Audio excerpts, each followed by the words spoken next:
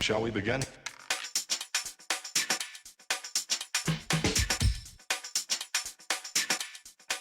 Let's begin. All right, everybody. Welcome to a brand new episode of the Frankly Francisco podcast. I am your host, Francisco. I'm very excited. I have a young and up-and-coming brother with us on the show. He goes by Twash. I'd like everybody to introduce to Twash. How you doing, Twash? Hey, what's going on? How you doing, everybody? So if a lot of people don't know, this young man is cutting a path for himself. He's in film. He's doing commercials. He comes from a football family. So Twash, tell the people a little bit about yourself. Give them a little bit about your background, and then we'll get into career a little bit afterwards. Okay. Well, I'm from Cleveland, Ohio. As you can see, a little bit up top right here. But Cleveland, Ohio, 34 years old. I actually moved to Miami 2014. And I've been just venturing off to different things up here as far as in the acting, training, personal training, working with kids too, and with the nonprofit organization, being a director there. So a little venturing off everywhere, but from Cleveland, Ohio, and moved out here to Miami and enjoying life. So you come from a football family. Your brother played for Cincinnati. If a lot of people might know him, Shaq Washington, but you played for an historically Black college, which I think is phenomenal because I think historically Black colleges doesn't get enough pub for the type of product they put on the field and the type of men that they graduate. So tell me a little bit about that. Well, first off, let's rewind back there to, my little brother, Shaq Washington, too. He's a legend out there, especially in Maple, from Cleveland. Everybody know about him, as well as the Washingtons. All right, let's start that. I'm the first professional athlete in the family. All right. Okay. Let's not skip over that, just the NFL, I had everything, AFL, CFL, work out with the NFL pro days, things of that nature. We can dive into that a little further down the road. But yeah, back to the question. You got to remind me the question now. I didn't got off topic. So the question is tell me about your experience going to a HBC school that normally they don't get enough pub for the type of people that they graduate and the type of product they put on the field of football. So tell me about that. How was that experience dealing with that? And how was campus life for you at a historically Black college? Well, I think first off, man, as far as the exposure, it's not a lot of exposure out there with HBCUs. I love the campus life. I love the college life there. As far as football, man, we had the most talent. Like I didn't see it around. It was just not enough exposure out there. It wasn't enough platforms for us. Like now I heard they got like different apps that they can go ahead and promote themselves and things. We didn't have that back then. We had to just do everything maybe on YouTube or send it on your DVD, those type of things. But HBCU was definitely a great school for me. I actually came from Gannett University initially, and I transferred over there because of the team. As far as us winning, I was starting cornerback. I played cornerback. So I was a professional. I was starting corner over there, but the teams, like, their morale was just down and out. It was a losing team, so I had to just transfer out because they didn't care if they lost. And I'm a competitor. Like, we the Washingtons. Like, we didn't get playoffs in high school all the way through Muni League, Cleveland Muni League Football League. I didn't win championships with Cleveland Muni League Football League. Like, we didn't did this our whole life.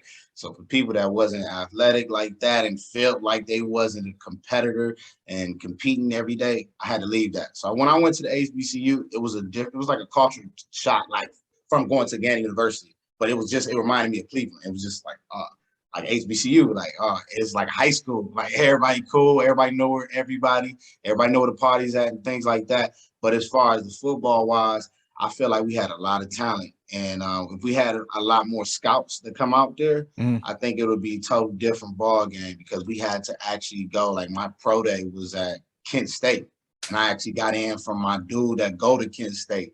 So I had to find different avenues. And West Virginia University, the big West Virginia University, I had to find different avenues to get exposure. So how do you think that molded you for the next step in your career? So I know you wanted to play football professionally.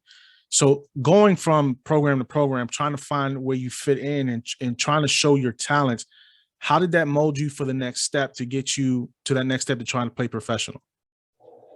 Well, I think it kind of humbled me, you know what I mean, from coming up there being a star every team, and then you going out to a HBCU school and knowing that, all right, you dogging this league, this conference, I'm dominating, I'm doing everything I need to do, and it's just like now, all right, where the scouts at? Like, Yeah. what you mean we don't have a pro day? Like, what you mean? Like what are we doing then if we don't have a pro day? So it kind of humbled you and let you know that, yo, you're gonna have to put your effort a little further into it. So I started, I wish my father was there. He'd tell you I started making my own DVDs and sending out to every team, every NFL team. Like I have Wow. every NFL team in my phone. Like to this day, I still got like all the scouts numbers in his phone. Like I was bugging them. Like I'm sending them DVDs. Like, yo, you need to watch me. I run a 4.3. I do the bench press, 30 reps, 225. Like this ain't no joke. Like what are you talking about? I'm hitting people, smacking people, and I'm fast. Like this is what you need. But it was always majority of the NFL. Like once I started when I went to the AFL, Arena Football League, one on ESPN, the real one. And then CFL, Canada, Canadian Football League. It's like the NFL in Canada. When I went to both of those, I noticed like the NFL Pro Day that I came from was more so about stature. And it was all about height, weight, whatever I'm 5'9". I may bench out the word, I may run out the word, but I'm 5'9". You know what I mean? So as a cornerback, at that time, they started wanting taller receivers, 6 foot. But yeah, it definitely humbled me, man. I get more motivated. It kept me motivated. Like you said, it definitely motivated me even more. Like, you're not gonna see me. Nah. I'm gonna make sure you see me. I'm gonna send this out to everybody. But I think it's a disparity, man, when it comes to HBCU schools. Like you have Dion right now, Coach Dion. He's trying to change that narrative because he's bringing a lot of talent to where he's at right now, and he's giving the HBCU more exposure. But it should have been the talent that comes out of those schools are crazy. And you don't hear a lot about that talent that comes out of that school until they become stars. But I guarantee you have a lot of guys that are from HBCU schools that are on NFL rosters right now that nobody's talking about. You know what I mean? It takes a lot of effort to get that type of exposure, but you live that life, you live that football life, and you shifted. Once that career ended for you, when you know you were done trying to pursue your dream, going pro, full-time NFL, CFL arena, what was your next avenue for you? Because football is basically what you did essentially for your whole life. You ate, slept, thought it, lived it. That was your whole life. So what was the mentality for you when you had to make that switch to your next career? Man, I'm not gonna lie to you. I was lost. I was lost, man, because like you said, that's all I did. Like I never even had a birthday to celebrate until after football was over. My birthday is August 11th. You know what that is? That's mini camp. Like that's camps for anybody. So we in camp. We getting ready. That's actually some games. You know what I mean? Like we about to start a game in high school. So it was just like, yo, I was actually able to live my life a little more, but I was kind of lost as far as where I'm gonna go. Luckily, I had I was blessed to have a bachelor's degree in social work. And so, I graduated with a bachelor's degree in social work, cum laude, by the way. But after I did that, I had to like venture off into working with troubled youth, and then I actually moved to Florida after that. But working with troubled youth was my passion after that because it was just like I was an at-risk youth myself, so I was like trying to make sure I encourage and motivate the other young adults, to let them know there's other outlets, there's other ways going about things. So that to me, that's a beautiful thing because you shifted from a career, and most kids in your position do the same thing. They eat, sleep football. They, their dreams are NFL, but it's a small percentage that make it to that next level. And a lot of kids don't know how to veer off from that or have a backup plan. And I think what you do by mentoring the youth, you can actually step in and be like, listen, I lived that life. I lived that career. It's going to fade out at some point. if you don't make it, you don't make it, but you have to have a backup plan. You had a backup plan. And I think it's a beautiful thing that you show these kids and these youths that, listen, there is another way. It doesn't have to be all about pro. You have to have a backup plan. So by working with the youth, is that something that fulfills you a lot? Does it, because you're generally giving back to these kids and giving them your experience so they don't make those same mistakes you made growing up, and they have a better chance to actually be something for themselves when they get older. Absolutely. And that's what it's about, giving back. And I feel like a lot of these youth got the potential and just have to stay out of trouble. And that's the biggest thing, staying out of trouble and actually having a backup plan. It's funny that you mentioned a backup plan, because like this is probably like a story I don't need to tell like a couple people, but evidently it's about to go out. But I'm like, man, when I had a scholarship to go to Ghana University, I had a school ride. I was going to Ghana University. I actually went there. I promise you. I told this is the reason why I got into social work. It was one black teacher there. One black teacher there. He came to me and he said, yo, what you want to do if football? He asked me, like, what's your major and everything. I said, man, to be honest, I'm going to the league. Like, I'm going to the league. Like, man, whatever major I want to pick, like, I'm playing football, bro. They got me out here playing football. So I just had that mindset, like, I'm going to the league. And then he like, yo, so what if it don't happen? What if you get hurt? What if you get hurt? And it just clicked in there. I'm like, yeah, you're right. So what do you think I should do? So I'm talking to this teacher, and he read it. He's like, well, you should come in my field. He was like, you come in the social work field. I'm like, oh, really? Oh, what y'all do over there? He was like, well, you like giving back. You like helping others, don't you? I'm like, yeah, I got a passion to help others for sure. He was like, well, you can give back to the kids, and try to help them on a good path that you want. And I'm like, yeah, you're right, man. You're right. And that's how I jumped into social work. I'm like, yo, it was crazy. I didn't have a backup plan until I actually started to think about it. Like, yo, you can get hurt and all this can go out the window.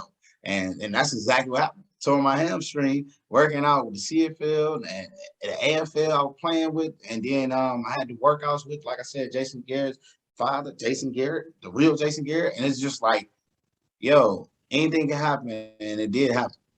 But you had that mentor, though. You had somebody that stepped in for you, which is, I mean, now you're doing the same thing. Somebody stepped in for you to help you, guide you in that direction.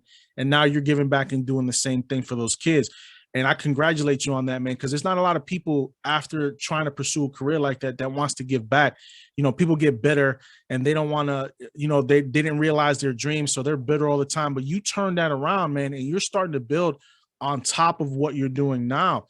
So besides the football now, besides doing the counseling that you're doing for the inner city youth that you're working with, you are actually shifting into the Hollywood mode right now. I mean, you're out there. You're building a brand for yourself. You're building a name for yourself. You're visible on your social media. People are getting to know Twash the way they need to get to know Twash. So what shifted that you decided, hey, you know what? I gave football a shot. I was good at it. Now let me give a run at Hollywood. Well, what's funny? So when you said mentor too, because it all ties in together. My father is like, my biggest mentor, period. I talk to him like that's my homeboy. Like that's my best friend. Like I talk to him every day. So he kind of mentored, of course, me and molded all of us, all the football players of the family to stay successful, because he already told us, like, yo, I'm not paying for college. So you got to get a scholarship playing football or academics. So what you going to do, brother? So that's kind of how it was. And so he kind of mentored me, and it ties in together because his personality rubbed off on my personality, and we kind of acted like. So we have like this outgoing personality as far as like good sense of humor and very outspoken. And that tied into acting. And so I would be around a lot of people and everybody like, yo, man, he keep throwing these jokes, or he keep making people laugh and everything. Or, yo, and I see, a couple people ask me about taking pictures, modeling and things like that. And so I came out here to Miami, and I'm like, man, you know what? Man, I'll take this model. I'll take this photo shoot or whatever. And it started off from like a photo shoot. And the guy out here named Jamal, he actually met me. We did a photo shoot, and then he actually introduced me into being an extra on The first one I did was a movie, Ride Along. I think Ride Along 2. I think Ride Along 2. But, it was years before it actually Yeah. came out. I didn't know nothing about the production life and the set like that, but I was an extra on there. And that's how I kind of like got into it. Being an extra introduced me into getting more roles, starting to network and having my big personality. I started meeting a lot of people, a lot of girls, a lot of producers, everybody on set. Like they knew me like that. Yeah. We need to give him some extra roles. And I got plugged in with different talent agencies. And those agencies kind of contact me back for different roles. And that's kind of like how everything started. So how do you keep yourself from being pigeonholed? Because you were in Ballers. You were in a few episodes of Ballers. You've done a few commercials already. You're working on a film right now that hasn't come out yet. Due to COVID, I think production has been paused a little bit. How do you keep yourself from being pigeonholed? Because Ballers was a football show. So you were a football player. So how do you keep yourself from, we just going to use them for football roles? But how do you show your talent besides the football? Because that's what everybody's going to look at. They're going to look at your background and say, oh, we can use them as an extra on a football, show or movie. Mm-hmm. So what it is actually bringing out more of your personality. When you actually introducing yourself to the producers and the casting crew. And so what's going on is you're actually interviewing, without you knowing. You're actually interviewing, talking to people and saying, hey, give them that personality. Like, yo, okay, I'm not just that macho man with muscles, or I'm just gonna play any type of football role. Like, hey, I'm ready to act any type of role. And that's kind of like they giving us that opportunity, that chance to venture out there with different roles. Cause I thought it would be tough, because we're probably gonna talk about it, but the couple of things that you said, like the Ballers, like, all right, so when I was in Ballers, it's funny that I'm so outgoing that I actually met The Rock. And the craziest part about meeting The Rock on set is like I bumped into him. Like, yo, this we on a yacht together, and we in the VIP yacht, and I'm an extra at this time. And then they actually bumped me up to speak a little, but I didn't have a speaking role. They actually bumped me up to a preferred extra. So this is like I'm going to be one of the characters that's always inside of the episodes of the football scenes for like the Miami Dolphins. So you're visible. You're more visible than normal. Absolutely. So what I did was, we was on the yacht and he was walking. It was a little aisle, and I was like, I had a suit on. He was in a party, and during the middle of the set, I bumped him. He tried to get there. Hey man, Rock. Hey man, this aisle ain't big enough for the both of us, man. I swear to God, this man turned around and was like, oh, what? You talking about your little butt and that little suit you got on? See, you better move out the way. and like he broke down, had everybody laughing. Like, it's just like crazy how down to earth he is and everything. But the people on set seeing this, like, yo, this man is talking to everybody. Like, what's going on? And they actually got to call me for different roles. And so now, as far as like commercials, it's a lot of commercials out here in Miami. So that's kind of like what I'm doing, a lot of commercials. But as far as movies, though, a girl named Esprit came to me, and it's from another set that I was on. I met a guy and he knew her, and he was like, hey, they're actually casting for a leading role on this. I'm like, all right, well, I'm gonna send over, go ahead and meet her. I introduced myself. On that day, I went through, I think a monologue was probably about 2 minutes long, read through monologue and just showed emotion with it. Man, she was like, oh yeah, you're gonna be a leading actor. You're gonna be one of the leading roles, like for sure. And it happened to be a doctor role. So I had to switch the whole demeanor. The whole persona, yeah. How you doing? So which is dope. So basically you work the room, man. You work the room and you show the charisma to a lot of people, because some people stay in the shell and they don't like working the room. You're an extrovert like me. You're like, you can talk to anybody, you can have a conversation with anybody. It doesn't matter who it is. I don't got to know you, and we'll sit there and we'll have a whole conversation, because that's just the type of people we are. So you work that room and it got you where you need to be. A lot of people don't have that charisma, but you do. So what are the next steps for you? What is it that your ultimate goal is when it comes to this? Because I know you're still doing the mentoring, and I know you're still working for the company that you're working for, mentoring the youth, but I know acting is something that you want to try to go do full time. So at some point, are you going to stay in Florida? Are you going to try to move it out to LA? Because that's where the movie roles are really going, or Georgia, because Georgia, you know, you have Tyler Perry Studio, which is the largest out there right now. Are you going to try to, which direction are you going to try to go, LA or Georgia, to try to get some more roles? Because Florida's cool, man, but to get that pub, you know, you're going to have to show your faces more in those two states, or are you just going to try to, you know, get out there for a while and do auditions? How's that going to work for you? So I kind of think though eventually I'll be living bi-coastal in a minute. Like I feel like that's probably what I have to do, because a lot of roles, like you said, is in LA, and I love Miami.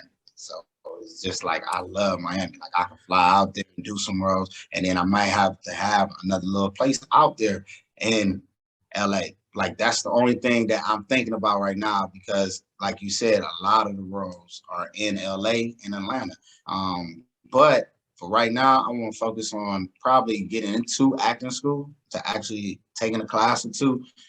Because even though it may think that stuff come natural and all this, like I got that personality, still got to learn how to give more emotion, learn the scripts. Them scripts be killing people, man. The monologue, it'd be some long scripts, especially for leading roles. Crazy, man. I'll be having improv some stuff off, like, yo. But anyway, I want to focus on this movie that should be we still working on, because of the COVID, they stopped. But the movie is called The Rebirth, and so it will be out hopefully by the end of next year. But we're going to be finishing off the end. They actually sent me a script yesterday, an updated script yesterday. So we're about to start back shooting. We shot a little bit before.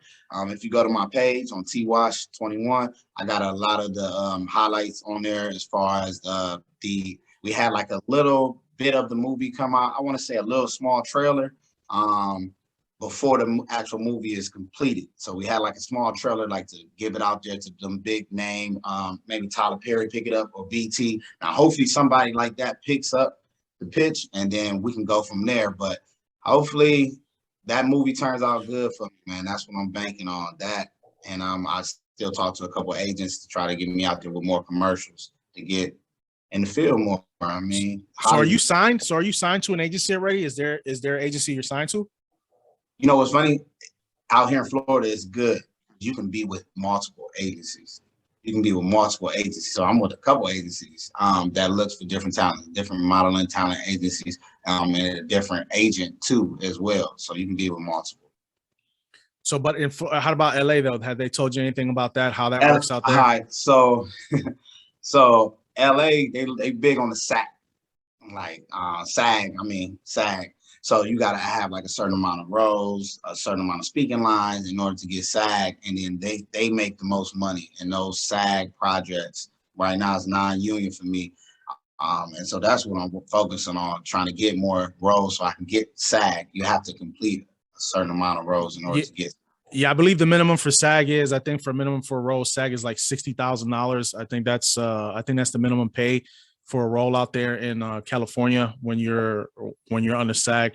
When I was younger, I tried to do the whole acting thing myself. I was very into it. You know, I did a couple of plays, but this is what I like to do. I like talking to people like you, because what you do is you inspire other people. You inspire younger people to go, hey, I can jump from this career to this career when something's not working, and you're not letting those things hold you down. So I know being in movies and TV, physique is a big thing for you. What is your regimen, man? Because you look jacked, bro. Like, you know, I see your IG live. I see you running every morning. Like, what is your regimen? What is it that you can pass on to these other kids to keep in the shape that you have to keep in? Because you're what? You're 35 now, right? 34, man. Don't try to juice me up. I don't want to get too old. So you're 34 years old, but your physique still looks like you're in your 20s. What is your regimen, man? What does your diet look like? What is the type of work that you have to put in every day to keep that physique? I'm not gonna lie to you, man. I was thinking about putting out some workout videos too, because to be honest, I don't have a strict eating diet, a plan. I don't have one of those. Like, I don't do that. What I do I don't eat fried food like that at all. I don't really eat that late.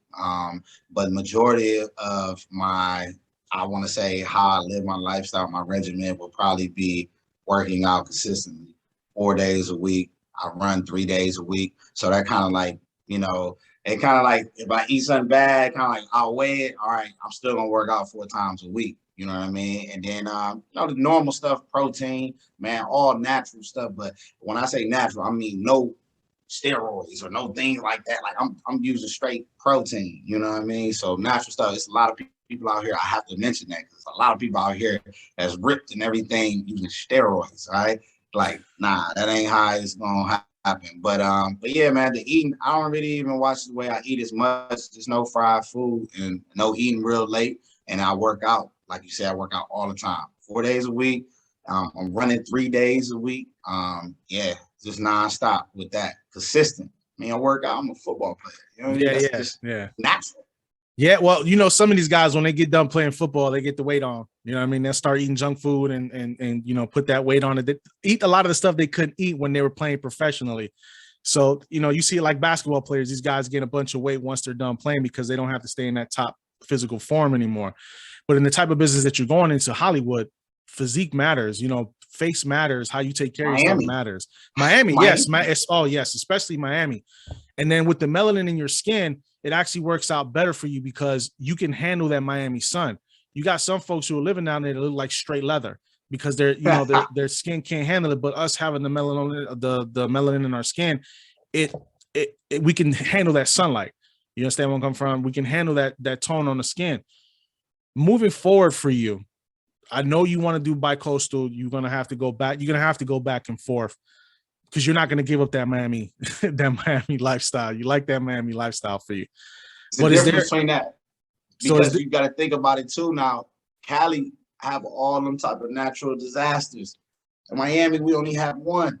Hurricanes, and you know when it's going to happen. And they tell you 2 weeks ago, like a week ahead, like, okay, I'm gone then. I'm flying back. Hey, yo, mom, you got the couch. I'm doing something. I'm flying back to Cleveland.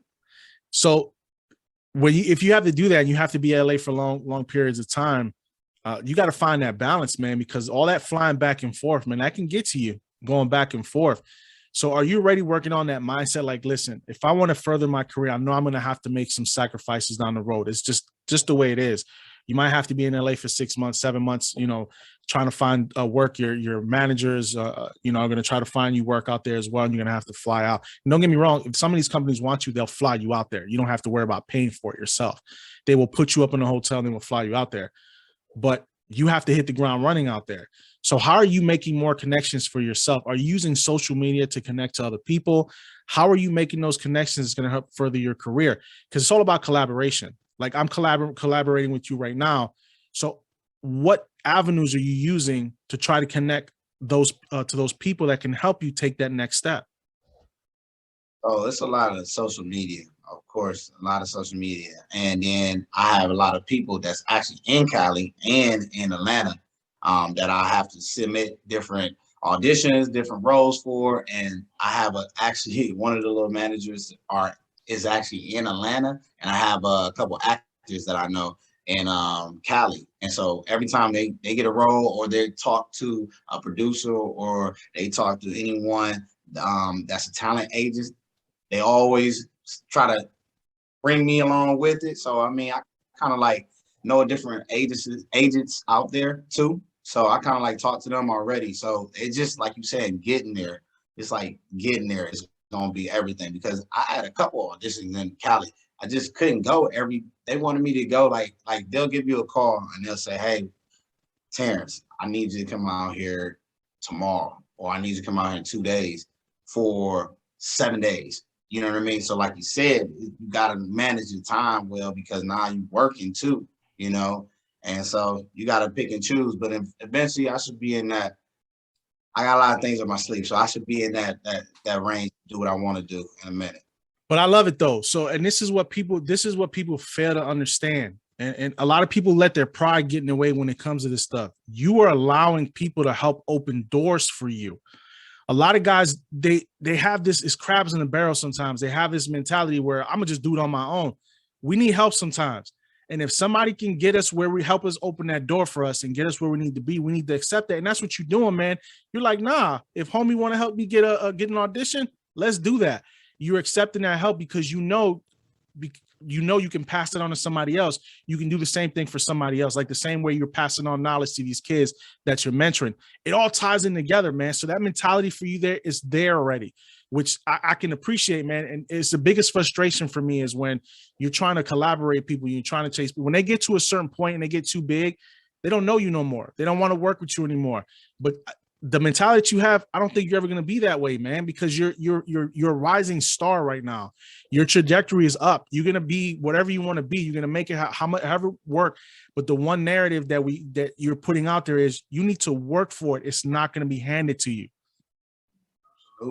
Absolutely. Gotta work hard for everything, man. I mean, especially in Miami too. Like, you gotta work together with people. I mean, because it's a lot of people I know that's photographers, a lot of videographers, a lot of actors down here. We all kind of work together. And then, once they put you, they can lead you to the water, but they can't help you drink it. You know what I mean? Do the rest. So listen, before we jump off here, man, I got to get into this with you. You from Cleveland. You were born and bred Clevelander. Yet, you are a Kansas City Chiefs fan. How did that happen? Explain this to me. All right, man. So I'll get into this with my brothers all the time. So, I've been rocking with them for about 5 years, man. I love Patrick Mahomes. He's the truth. Like, he's the truth. I call him Baby Goat. Me and my dad call him Baby Goat because the GOAT. I hate to mention, I'm not gonna mention the other guy now, but to me, he's going to be the GOAT. All right, period. Matter of fact, you know what I mean? Just in case you had, asked me something, I was just gonna have to, bring out a little bit of,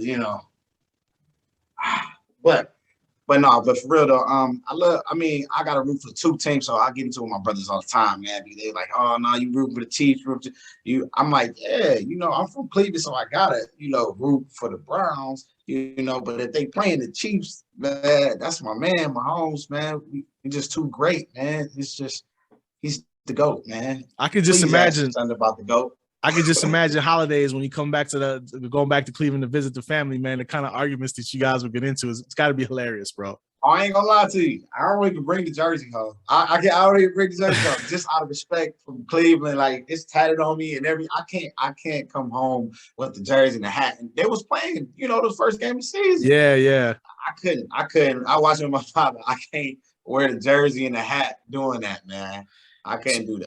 So before we jump off, where can people find you? Where can people find Twash on social media platforms? Where is it that they can see you, they can interact with you? Because I mean, you're very interactive on your social media platform. So where are you the most? Where they can find you? How can they hit you up? Well, I got Snapchat, Twash216, and then of course IG, which is Instagram. And that is Twash21, and that's kind of like that's my go-to right there. So you can always get with me on there. It's my go-to. I got other links on there too that you can click on too. See the different roles, different movies I was in. I put the highlights on there too. But yeah, Twash21 on IG. So I want everybody to be aware of this, man. You seen it here. This is interviewing with me, and I appreciate you coming on the show. His trajectory is he's going to skyrocket, man. His personality, your personality is out there, man. I see big things for you in the future. I see you being more successful, but I appreciate the fact that you stay grounded, you stay hungry, and you stay humble, because you could have got a big head already from all the things that you're doing, but you're not. And you still the biggest thing for me is the respect I give you the most is not the fact that you're in movies and TV shows, is the fact that you're still passing on knowledge to these kids to help lead the way for them to understand that there's other things besides football that you can do. And you're help mentoring these kids, which I don't think we have enough of. So salute to you, man. Respect for everything that you're doing. And I wish you. Yeah, and I wish you number doing everything that you're doing, man. I just want to, congratulate you, Frances. Man, listen. You got the new show, my brother on it too. You've been doing your thing. I watched every episode so far. Y'all was very accurate at everything. I'm telling you, I've been watching it, man. I'm telling you, I know it's gonna blow up. I appreciate it, man. So for everybody, thank you for watching, and we will see you next time. All right.